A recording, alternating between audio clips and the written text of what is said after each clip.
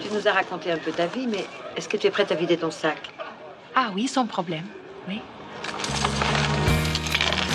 Si on dévoile tout, est-ce qu'on comprend la personne mieux? Mais c'est très juste, hein, je crois pas. Pour dire si tu m'aimais encore. It's none of your business, Lucy. Bonne idée, tiens, parle un peu anglais. Comment est-ce qu'on dit dans ta langue baiser avec un garçon de 14 ans? Détournement de mineurs, ça existe dans ta langue? Ah, t'es fière de mes notes. Et moi, je suis pas assez bilingue pour dire les mots de ce que tu fais, les mots dégoûtants. Ah, tu me fais la morale? À 15 ans, on peut faire ci et pas ça. Attention, les garçons peuvent te faire du mal à temps avant d'aimer. Lucie, tais-toi. Tais-toi. Je crois que t'es jalouse. Jalouse à mort veut? Non, je ne voudrais pas. Si, jalouse. Parce que quelqu'un a envie de moi. Alors que dans tes yeux, je suis vieille et finie. T'es pas vieille, je suis pas jalouse. Mais 20 ans d'écart, c'est vraiment dégoûtant. Et dans le jardin de tes parents? Si, justement. Dans ce jardin. Merci. Ça fait plaisir de le revoir. Kung Fu Master était une idée de moi que j'avais écrit à propos de une mère de 40 ans qui tombe amoureuse d'un garçon de 14 ans. Agnès a bien voulu le faire parce qu'elle trouvait que ça me ressemblait, qu'il y avait peut-être une nostalgie de l'enfance. Et voilà, donc cette scène-là m'était parfaitement proche. Là, il s'agissait de la jalousie de Charlotte vis-à-vis de moi, parce que j'ai piqué un de ses copains. Donc, je ne sais pas quoi dire, parce que je ne sais pas être vague sur la jalousie ou les sentiments. Oui, comme l'herbe, ma folle jalousie pousse. La racine coupe les doigts. Telle est ma maladie envers toi. Vous avez 2 chansons, je crois, dans cet album qui parlent de la jalousie. Oui. Si je ne me trompe pas, il y a La Sentinelle et la question aussi Ma maladie envers toi, qui parle aussi de ça. De quelle jalousie ça parle? Une jalousie amoureuse. Une jalousie amoureuse. Et le premier qui était... Ce n'était pas une jalousie, c'était une... Je pense que j'aurais pas mal de personnes qui ont eu ce même sentiment quand vous voyez des amoureux qui s'embrassent dans les potes cochères.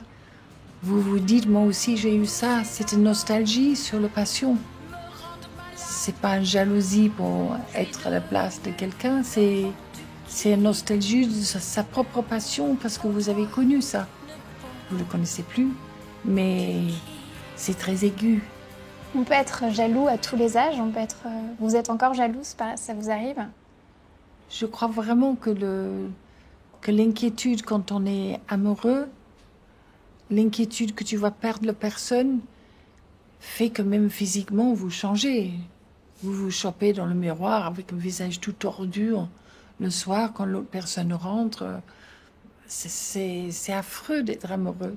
Enfin, je trouve que ça vous met dans un état d'angoisse terrible.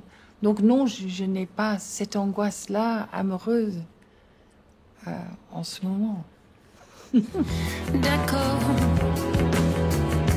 c'est mort. Je pue.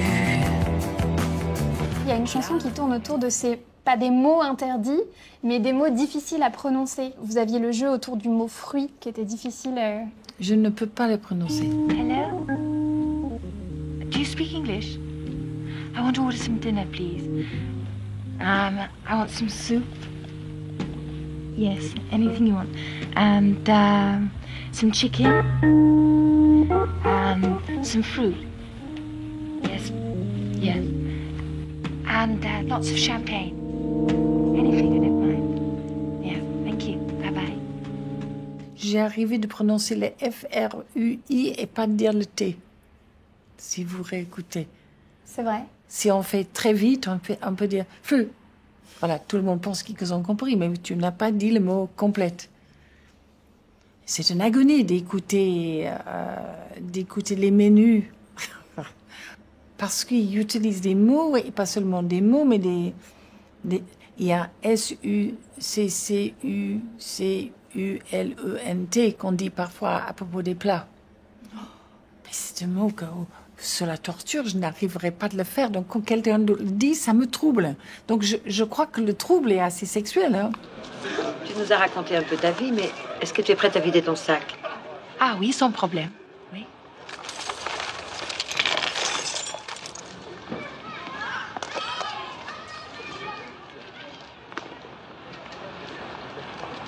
Petit sac aussi?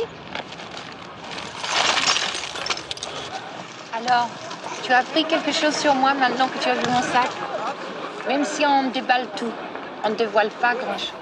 Qu'est-ce qu'elle est maligne, Agnès, et qu'est-ce qu'elle avait raison. Ils sont formidables, ces deux films. Tu me les fais revivre un peu parce que je vois des morceaux, mais j'ai pas vu le film complet depuis si longtemps. Et elle est géniale. Parce que c'est elle, cette dialogue, c'était pas de moi. De dire, alors, si on dévoile tout, est-ce qu'on comprend la personne mieux? Et c'est très juste, hein, je crois pas. Est-ce que vous avez le sentiment d'avoir tout déballé, vous? Non, non, non, évidemment que non. Vous déballez bien ce que vous voulez bien déballer. J'aimerais tellement qu'on me filme comme si j'étais transparente, anonyme, comme si j'étais n'importe qui. Tu es la reine du paradoxe, toi, hein? Tu veux bien un statut de vedette et tout ce qui va avec? Les sous, les couvertures de magazines, la pub, la gloire, tout ça. Puis en même temps, tu voudrais qu'on te filme comme les gens de la rue? Qui t'aiment beaucoup d'ailleurs, qui te reconnaissent et qui t'aiment peut-être pour ça. Au fond, t'es original et en même temps, tu voudrais avoir une apparence anonyme. Ton rêve, c'est d'être l'inconnu célèbre. On est connu parce qu'on est là depuis... Enfin, je suis là depuis 50 ans, donc on est connu. Mais on ne démarre pas en cherchant la célébrité. Enfin, je crois qu'il n'y a personne qui démarre avec cette ambition-là. Non, au contraire, à 40 ans, je pensais que je pouvais être vraiment n'importe qui. Que peut-être de 20 ans à 40, j'étais un peu mignonne, donc je faisais des rôles un peu charmantes parce que j'étais jolie. J'espérais à 40 que je pourrais être n'importe qui parce que ça enrichissait les possibilités de jouer d'autres personnes que moi-même. Je trouvais qu'il y avait quand même une grande limite d'être soi-même. Et en fait, j'ai jamais pu. Vous pouvez être qui aujourd'hui? Je ne fais plus de cinéma, donc je suis forcément que moi. Vous avez vu beaucoup de films au cinéma où il y a une femme qui a une force, une présence pareille? Oui, j'ai vu Le Fille de Ryan. Vous avez vu ce film-là, de David Lean? Non. Avec Sarah Miles et Robert Mitchum. Si, j'en ai vu. Pour moi, parfois, c'est des sujets les plus intéressants, surtout dans les films qui racontent une époque comme celle-ci. C'est évident qu'elle va être le personnage qui est de force dans ce film. Oui. C'est tout l'intérêt. Mais quand même, une question très brutale qui touche au sujet de ce soir, est-ce que souvent les metteurs en scène ne sont pas un peu phallocrates? Est-ce que les femmes, la plupart du temps, ne sont pas tout simplement des objets? Oh là là. Hein? Bon, gros. Oh, pas forcément, pas forcément. Et encore, quand on est accusé d'être un objet, si c'est le cas, vous pouvez trouver un plaisir en l'étant si vous êtes conscient. Si personne vous tord le bras pour l'être, vous pouvez avoir ça peut être le jeu dans ce film-là. C'est un aspect assez intéressant aussi parce que ça existe. Alors pourquoi pas le montrer parfois? Vous partagez toujours cette opinion aujourd'hui? Oui, je trouve que